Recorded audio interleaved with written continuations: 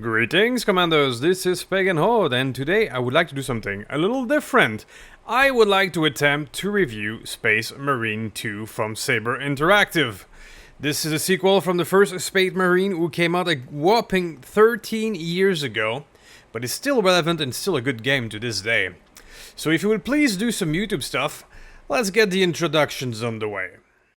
Now first and foremost, I admit to be a dabbler in the 40k lore and universe.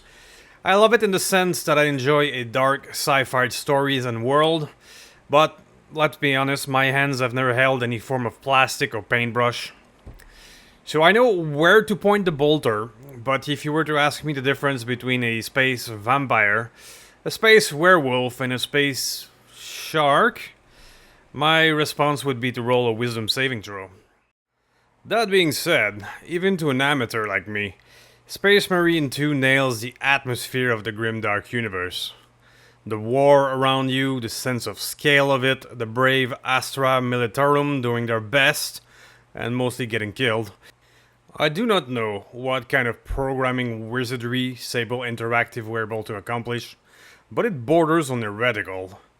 Dozens of enemies on screen are rushing at you while hundreds more are flying overhead. Individual last gun beam can be seen in a distance with tanks and mortars blasting away. This game completely immerses you in the universe and makes the eternal war of a far grim future believable of all things. Even my humble machine spirit with slightly above average but nowhere near top of the line components could handle all of that smoothly and on high frame rate. I did not even need to break out the incense. More praises have to be leveled at the weight and feel of stepping into the armored form of a Space Marine. The heavy stumps of the boot, the sense of mass and inertia while moving, the power fantasy of it all works perfectly.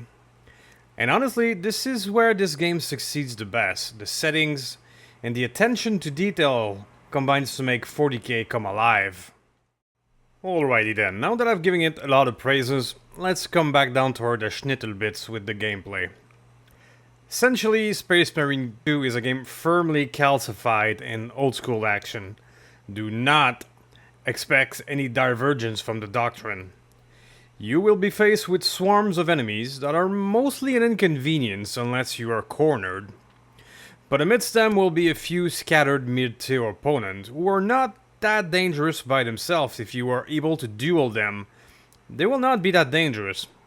But they will be a force multiplier when faced with the aforementioned swarm.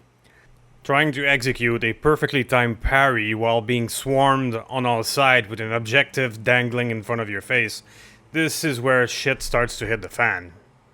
Speaking of parries, if you are able to parry these dual-wielding sword tyrannids, for example, you will be able to stagger them and then do a Doom Eternal style execution upon them, which are, by the way, beautiful. And like Doom Eternal, this is part of your resource management. Executing enemies will bring back armor that acts like temporary HP.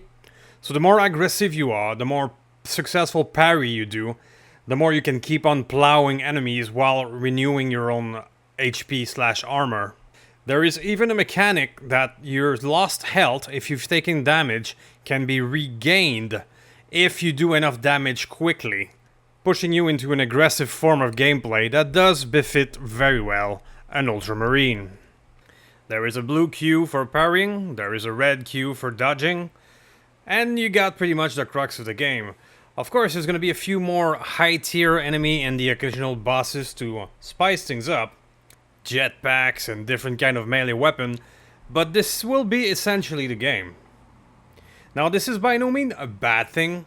The game is great, the combat is visceral, the execution are beautiful. Just expect it to become repetitive after a while, even for the most unwavering action or 40k fan. My own personal critic would be that a lot of the weapons feel the same. There's a few standouts, like I really love the melter cannon or the flamethrower. They feel visceral, but the various forms of bolter are so similar that it's really hard to tell the difference. Honestly, between a bolter carbine, a pistol, or a heavy bolter, the Daka all sounds and feel the same, which is a bit of a shame. Another would be that there is no time to master new skills. The tutorial and the way it teaches you new skills are not that great. You essentially get a 5 or 10-second tutorial on how to use something, and then you are thrust already into a situation where you would need to have it mastered. For example, as soon as you pick up a jump pack, you're gonna get a little press Q to use it, there we go, and then suddenly thrust into a massive verticality arena with there's snipers everywhere and all around you. I mean, dude, give me a second to master this thing before you start shooting me. Maybe I'm getting old, but I thought the tutorial were too short and not enough time to master a new ability. The story, however, will keep you moving forward. From one desperate mission to another, never having the advantage, always swarmed by too much enemies. And I absolutely loved the banter between Marines and between missions. I've heard a few grumbles that maybe those Marines were too talkative, but for me, I think it humanized them somehow, even if these are superhuman soldiers. It gave them a personality and humanized them a little from just killing machines. Add to that the beautiful cutscenes and the attention to detail in between missions. It kept me going until the end of the story, and those little nitpicks did not stop me having fun at all.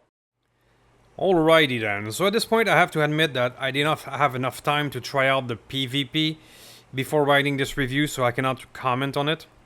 I can tell you that the co-op is essentially more of the same, but the nice twist of it is that you will be doing missions that you were not able to do in the main campaign. For example, in the main campaign you will be sending different squads to do different objectives while your main squad is pursuing something. Essentially, you will be revisiting those missions with co-op partners after. Now, this is a nice little twist, and human players are also much better than your AI squad for playing the objective. I mean, your AI companion will do a fine job during the single-player playthrough, but you will sometimes wish that they would be able to go press that button or just do an objective, any of them, really. Human partners will be able to help you with that, or be internet idiots. You never know. Now, if I were to attempt, and I say attempt, to be some sort of professional and give this game a rating, it would be something like 8 out of 10. Because honestly, everything works. It nailed the 40k, it is beautifully rendered, and that is something that is not easy to do. Hitting that grim dark tone just right is quite a challenge, as you can see with the plethora of bad games 40k had before this one. The only thing that is holding this game back a little bit is the repetitive nature of the action.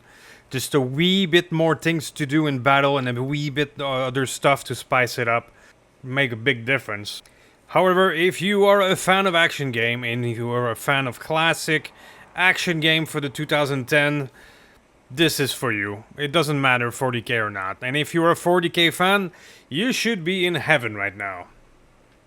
So there you go, guys. Those are my thoughts and opinion on Space Marine 2. Thank you for watching, and thank you for watching until the end. You are the true MVPs.